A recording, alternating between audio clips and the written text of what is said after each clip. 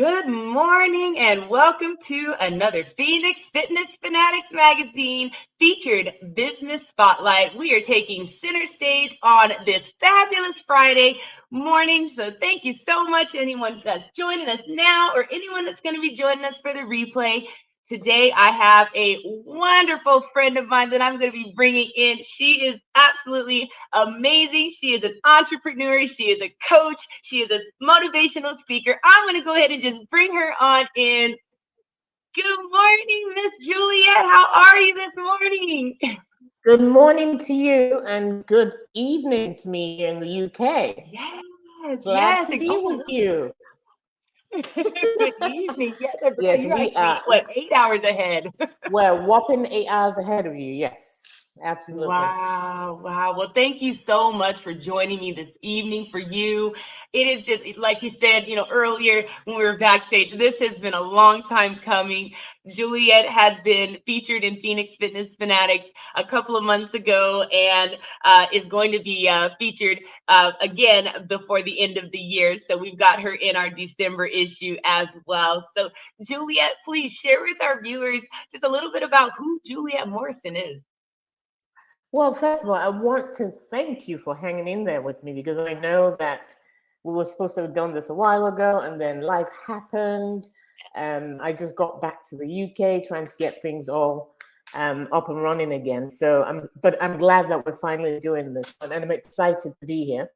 So my name is Juliet Morrison. I'm here, as I said, in the UK. I sort of go between here, the UK and the US. I do have a home in Maryland. Of course, I met Tiffany, I think it was sometime last year through another platform and got to learn about what you do. And I thought, yeah, this would be a great platform for me to come and talk about what I do.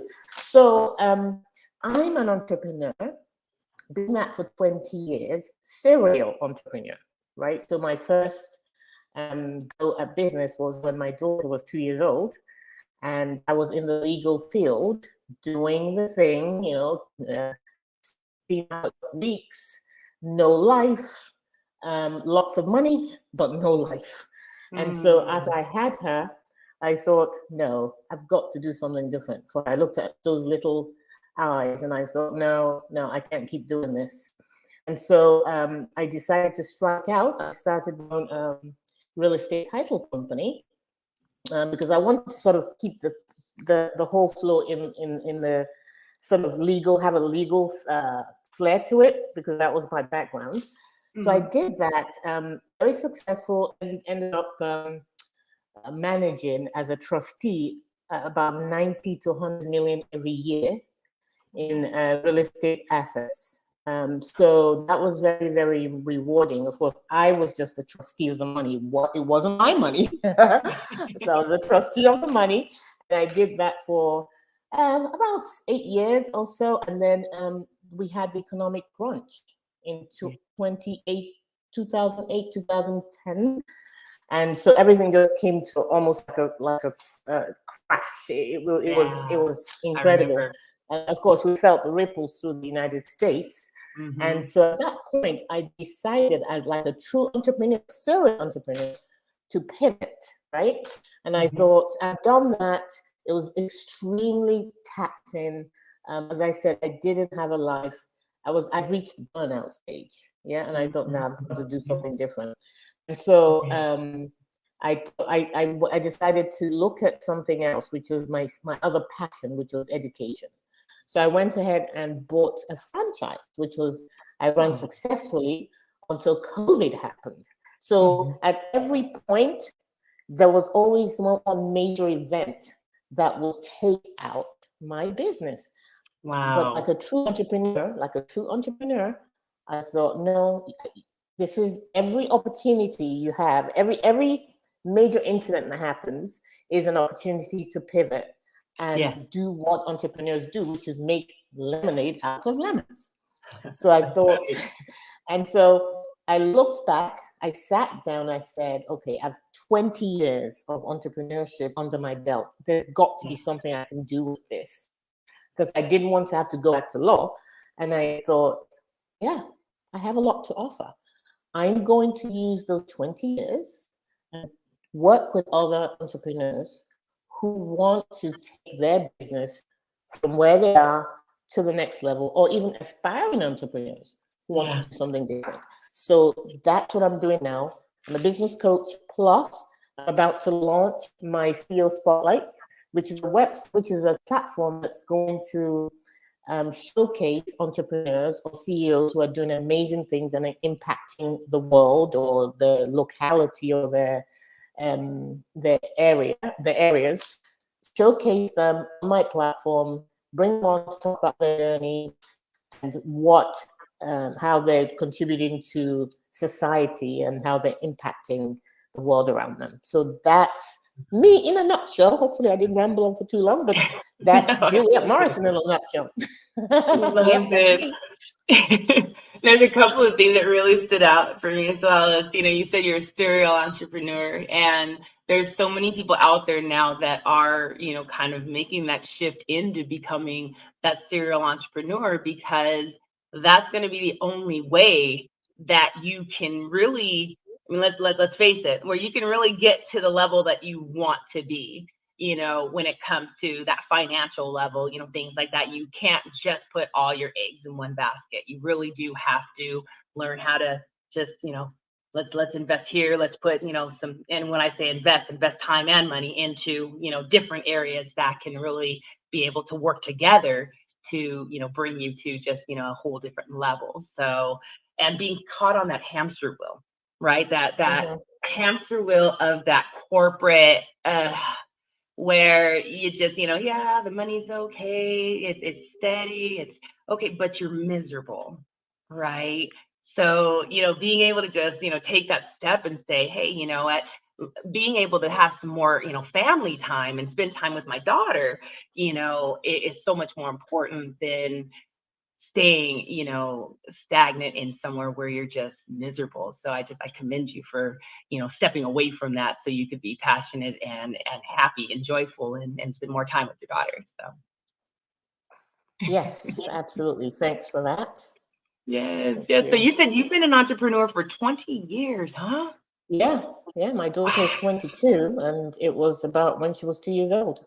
Yeah. Wow. So, okay, as an entrepreneur, you're running all over the place. You're doing a lot of things. You're wearing a lot of different hats. How does Juliet find that time what does that self-care look like for you? Because a lot of entrepreneurs out there, even aspiring entrepreneurs, would like to kind of know what that looks like. So self-care is, for me, is making sure that I'm not giving too much of myself away. Making sure I'm not pouring from an empty cup, right? Because that's the way that I found that I tend to pour from an empty cup when I'm giving too much of myself away. So, and the way that I rein that in is by having a sort of a come to Jesus meeting with myself and say, what are you doing? How are you using your time? Are you maximizing your time, or are you minimizing your time? And so I ask myself these questions, and I make sure that I'm not giving too little to myself, giving too much away. And so I rein that time in, and then I also make sure friends are very important, that you spend quality time with quality friends. That's very important. But first and foremost, my family is very important to me. I make sure that I make time to spend with family. All these things are self-care for me. Making sure I'm not giving parts of myself away, making sure that family comes first. I had to turn down a trip in October to an event that we both know about. I couldn't go. I went in June, but I couldn't go again in October because it was my daughter's birthday. And I thought, she says, Mom, you can go. I'll be fine. I'm going to celebrate with my friends, and then I'm going to celebrate with family. I'm like, no, I'm going to stay right here. Family comes first. So that's all part of my self-care. And occasionally I'll do the spa thing with my friends. Yeah, so it's very, very important to make that, because once that health is compromised, that's it. You have nothing else. You're right. Nothing else. Absolutely right. Yeah, you got to learn how to say no. When you have to say no, you got to say no. Yes. You can't take No no is definitely a sentence. It is a full sentence. No. It's a full sentence. Absolutely. Definitely. Yep. Well, we're going to go ahead and cut to a quick commercial break, and we will be back with Juliet to talk about the transition from, that employee going to employer. So we will be right back.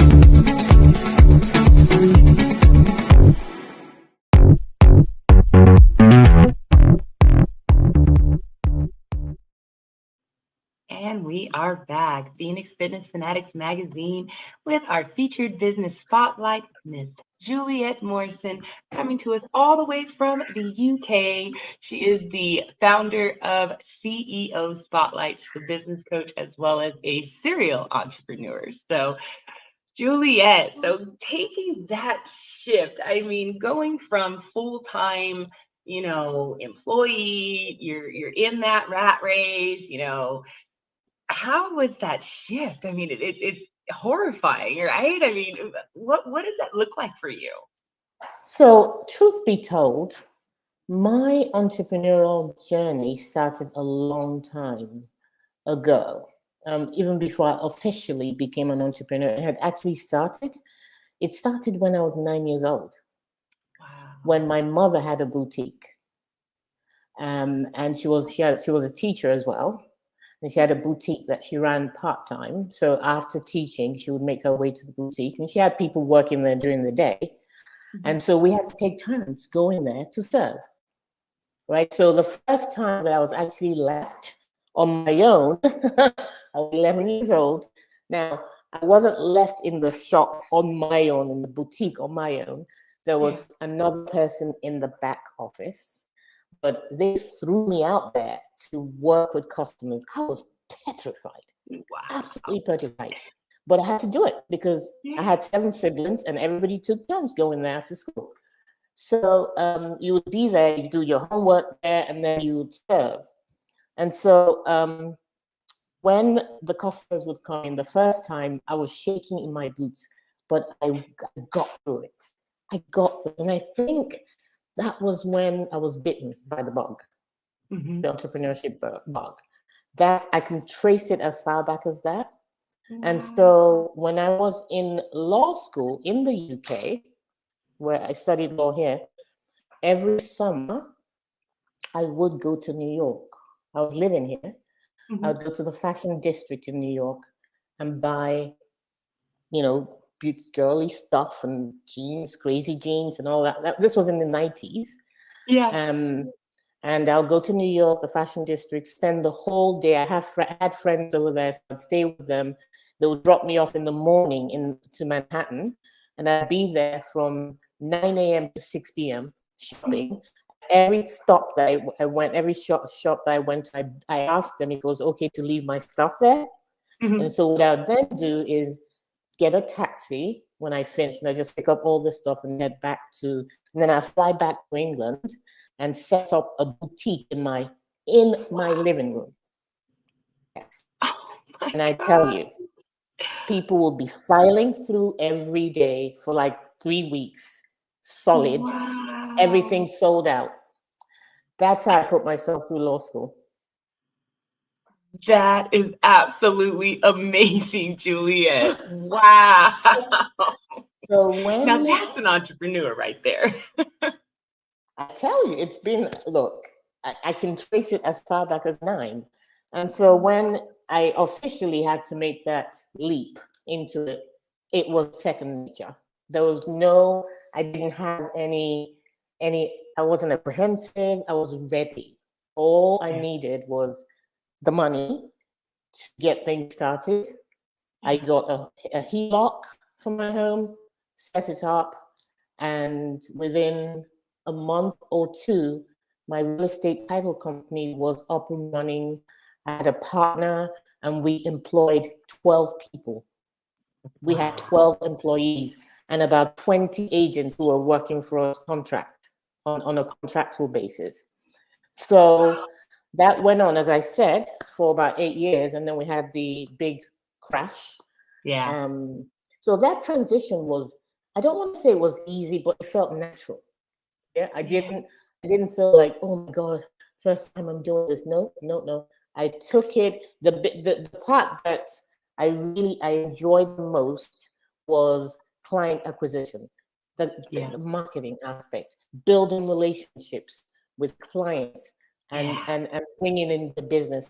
Luckily, my partner was more of a back office person, so he did all the back office stuff, and I just went out there and built relationships and brought the business in with, realtors, real estate agents, mortgage companies, and title insurance companies. So I did all the relationship management and the relationship building and bringing the business in, which was just absolutely, I loved doing that. The back office thing, not so much. I can agree with you there. That was not for me. Yeah. So the transition was very, very good. It was smooth. It was great. I mean, I learned a lot doing that, and that's a lot of experience, part of the experience that I have under my belt. Yeah. And the biggest part of it, now the hardest part of it, I have to tell you though, was going through the process of being vetted as a trustee. Because when you own a real estate title company, you are a trustee of funds. So the mortgage companies are sending the funds into the escrow account, and you had to manage it. That was huge. I mean, they turned you upside down. You had to be squeaky clean, no bankruptcy, no criminal record. I mean, that took about a month and a half for them to sort of do all the investigation and make sure that you were worthy, because people obviously, in that particular situation, there was always a lot of fraud, people stealing escrow funds. So they had to make sure that you were worthy of that. So that was the hardest part. I passed it, thankfully, but that was the hardest part of the transition. Yeah. Right, but then it was something that needed to be done, and so we went through it, and it was fine. Oh, I just love that. I mean, you just went out and just jumped in it, and that's really what you got to do. You got to just jump out there and do it. You can't be, apprehensive. You just got to just jump. And if it, and you're going to pivot, like I mean, that was the key word earlier, being able to learn to pivot through, whatever you need to pivot through so you can get to the other side. So that, and tapping into other people's talents and skills and abilities, like you did with your partner. I can't stand the back office stuff. So I completely understand that. I'm going to be looking for a partner very soon to help me out with that part. So tell me, until then, go ahead. Until then, you've got VAs, So this is true. I do have a good one too. Exactly. So I have a VA that I'm going to start working with very soon. Once we launch CEO Spotlight, we'll be doing all my social media and admin stuff. So that's I guess the least expensive way to get a partner, so to speak. Or employees. Yeah. So now, when you're looking at your entrepreneurial journey, I know there's a lot of different challenges and things in there. What were the challenges that you faced kind of early on, as an entrepreneur? What was the hardest part? So real estate title, or I think real estate title had to be the most complicated and dicey form of real estate. The reason being, you've got all this money that you're managing, and you have to be an excellent steward of that money. You have to make sure that the people that you're paying are the people that are supposed to have the money. So that piece was hard because, and then I took that stuff home. I took it home. I took that work home. It was awful because when you have to, when I say awful, I don't mean awful. I mean that piece of it, that part of it, because you had to make sure that you were given clean title to somebody else, right? So if anything happened to that title that you passed on to an innocent buyer, that was huge. That's a big lawsuit. So most of the job had to be delegated. Right? So I did some of it, but most of it had to, the closing, the person who did the closing, the people who ordered the payoffs, you had to delegate those things. But if there was a mistake, your neck was on the guillotine. That was just it. And I tell you, the mortgage companies, the real estate, the underwriters who underwrote us, because I don't know if you know this, but real estate title is part marketing, sales, and part insurance. So we are insurance agents. Insurance agents, in addition to doing title, so we needed an underwriter to underwrite us, and so they're the ones who took us through the vetting to make sure that you're fine and all that, because they want to make sure that you're handling what you're supposed to be doing in a professional manner, because if there was a claim, guess who had to pay out? Them. Wow. The underwriter had to pay out, so they had to make sure. So that was, I think that had to be the most challenging aspect of it, because we also had to have constant audits, right? So they had to come in every 6 months to audit to make sure there was no money missing, that everything was running the way that it was supposed to be running. It was very financially rewarding, I'm not going to lie, because we got about 70 to 75% of the premiums collected came to us. And a meager 20% went to the insurance underwriter. I'm like, okay, whoever came up with that formula, great. I'm not gonna contest it, but that actually is the highest percentage in the insurance industry. Title insurance is the highest because all the other ones, life, auto insurance, they're usually about 20-30% that the agents make, but we got 70-75%. So it was very financially rewarding. But I also realized that the reason it was that way is because there's so much to do on the back end. You have to clear title, right? And that's why I took that stuff home, because I made sure that, as the one who was responsible ultimately, you worry that someone's going to drop the ball. So I would take some of the files home to look them over again before we release them. So that had to have been a challenge. The most challenging aspect of it. And that's a lot of stress. I mean, because now you're going from the office where you're work, and now you're bringing it home. So you're really not finding that work-life balance that you need to find, because it's just work. So yes. Wow, that would definitely be hard. It sounds like HR to me. Okay. You know what? Here's the other thing also, because people think that when you transition into entrepreneurship, it's all hunky-dory. I can leave whenever I want. I was working more hours. So I thought I was escaping from the law firm madness to, obviously this is my business. I can decide how many hours I work. It wasn't that easy. It wasn't as simple as that. So I ended up working more hours and ended up taking less vacation. While working my own business. But I think when you're doing what you're passionate about, though, when you want to do I really was very passionate about it, But that's a disclosure I'm giving to aspiring entrepreneurs out there.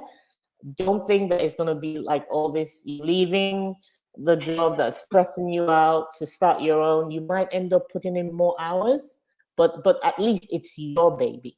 It's your dream, not somebody else's. Yes. I think when you're so passionate about it, we just launched a book, right? And when we launched the book, we did an all-nighter, Juliet. And I'll Oh tell you, my. yes, my editors, if they're listening, I love you ladies, because they caught Tiffany at that stressful point, but yet we were still laughing. We were still getting through it. And I mean, again, 24 hours on, pretty much just Oh, to lay down for a minute and say, okay, we're back up. Okay, we got to go put it on Amazon. But when you're doing something that you're passionate about and you're doing something that you love, it doesn't matter how much time you're putting into it. Yes, you do want to make sure that you refill that cup. But I think, with the two ladies that I was working with, we were kind of refilling each other's cup as we're working together. So it was just amazing, So I think when you get into this type of space, having those people around you, that you can work with and flow with, and, just knowing that like you said, it's your baby. It doesn't matter how much time you put into it, because it's your baby. absolutely, absolutely, absolutely. Very So true. we're going to go ahead and cut to a quick commercial break, and then we're going to come back and talk a little bit more with Juliet about her entrepreneurial journey. So we'll be right back.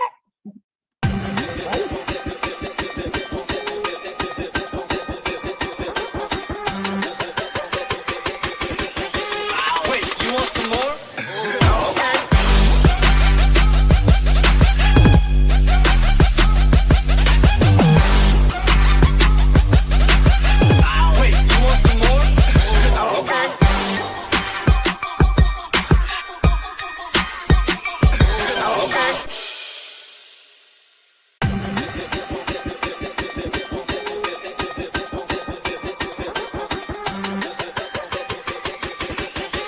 Wait, you want some more? Wait, you want some more? Wait, you want some more?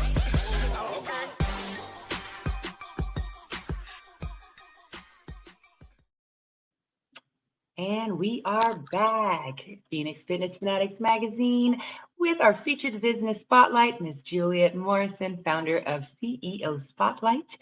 So, Juliet, tell me, where do you see your business going in the next 5 years? I mean, you're doing so many amazing things out there. So, tell me, where do you see the CEO Spotlight going, and just where do you see your business going? So CEO Spotlight is, I'm so passionate about just what I see, right? My vision, what I have planned for CEO Spotlight. So in addition to the actual show, I'm working on a magazine as well. There's going to be a magazine, but we're going to feature CEOs, entrepreneurs like yourself, business owners, again, to be able to give them visibility and they can talk about the businesses. And there is going to be a CEO Spotlight Awards that's slated to happen next summer, right? Here in the United Kingdom. So you get to come, Tiffany. So we're going to have a CEO Spotlight Award show. I'm actually working with my event planner on announcing that very soon. And then I want to be able to bring on other entrepreneurs from overseas to partner with them one way or the other, whether to have events where we're able to spotlight other entrepreneurs from other countries. CEO Spotlight is a business that's going to be online. However, there's nothing like having an event where you have people from all over the world coming in. So those are the projections I'm making for CEO Spotlight. And also just to really make a presence. I'm here in the United Kingdom. And I think that in terms of just really unabashedly having exposure and not putting on that British conservative behavior, I want to break barriers with CEO Spotlight here in the UK, and of course, and online as well. So I do have a lot of things that I think I can bring value that I can bring here in the UK. with CEO Spotlight, and with a bit of an American flavor as well. So that's where I see the CEO Spotlight, and there are other things that I have some irons that I have in the fire as well. We've been talking about coming onto the Moople Entertainment platform as well, and I'm very excited about that. So that's something that's also in the pipeline. But like a true serial entrepreneur, I'm always looking for ways to incorporate new things and push the boundaries. So oh, I love it. I love it. I love it. Oh my God. I'm so excited about everything that you have going on. And yes, I am going to do my darndest to get to the UK for your event. Yes. Oh, I'm excited. So, Juliet, I mean, gosh, when we get on here and we start our conversations, they go by quick. But can you please share any words of wisdom, any words of encouragement that you can give our audience today? Oh, yes, absolutely. That's one of my favorite parts. So, if you are already in business and you think maybe you've hit that sort of ceiling, just remember the sky is never the limit. It's always that, for me, that's where it starts, right? I don't see any limits. I don't see any ceilings. Just have that in mind, that there are no ceilings. It's what you decide to make of it, right? It's the mindset. What sort of mindset you have? Take a survey, take an assessment to see, do you have the skills, the qualities of what an entrepreneur should be. Those are usually very eye-opening, because it tells you the areas that you're lacking, and you can actually, brush up on those areas. I did that, and I was amazed at what I found, and I thought, wow. And a lot of my skills were already there, as I said to you, that I already had some entrepreneurial skills, but I think it's a great way for people who are just starting to see if they have what it takes. And also, again, if you're new, make sure that you are catering to an audience that speaks to what you really have the skills for, or passion, or gift. Yeah. That's very important. Figure out who your target audience is. And the more you can niche down, the better. You don't want to be an entrepreneur for everybody. That's right. When you figure out who you want to serve based on your skill set, your talent, your experience, that makes a big difference. And then pretty soon it becomes about branding, right? Everybody, whatever you decide to do, you want to make sure that when you show up, you're showing up as that thing consistently, like you do, Tiffany. And pretty soon you're going to be known as an expert in that area, because you're showing up consistently and you're starting to get brand recognition, right? It's all about branding. And then focus on giving value, not just on making money. You focus on giving value, trust me, the rest comes back. So I always think, let's give value. Let me find the ways I can give value. The rest just happens organically, right? Because I think a lot of the time, people focus on, I just want to get in there and see how much I can make, and how. No, focus on the value that you can bring to the table, and then everything else will fall into place. That's right. So that's my little bit of advice that I have. And you know what? If anything happens, like it happened with me twice, something happens out of your control that impacts your business, it's not the end of the world. Every setback is a setup for a comeback. And with that true entrepreneurial spirit, go back out there and make it happen again. That's my piece of advice. Oh, I love that. Every setback is a set up. Oh my goodness, I love it. Thank you so much. Absolutely. For that comeback. For that comeback. Yes. Yep. I love it.